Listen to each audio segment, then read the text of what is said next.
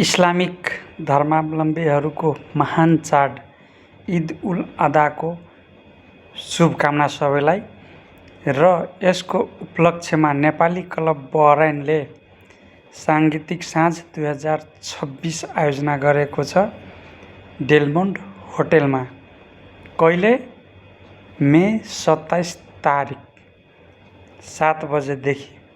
र त्यसमा हाम्रो नेपालबाट चर्चित डान्सर तथा कोरियोग्राफर आसमा विश्वकर्मा, गायक अर्जुन सापकोटा, गायिका इन्द्रकला राय। यसको टिकट धेरै होइन, 5 बिडी है। र पहिले बुकिङ गर्नु छ भने बहरैनमा भएको सम्पूर्ण संस्थाको सदस्य समिति या कार्य समितिहरूमा सम्पर्क गर्नुहोला। र पाएन भने त्यहाँ पनि डाइरेक्ट दिँदो रहेछ।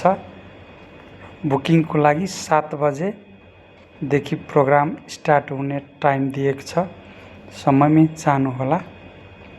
यो मेरो तर्फबाट र मैले आबद्ध भएको मिथिला सेवा समाजको तर्फबाट एउटा सानो सहयोग गरेछौँ हामी संस्थालाई, नेपाली क्लब बहरैनलाई। नभुल्नुहोला है।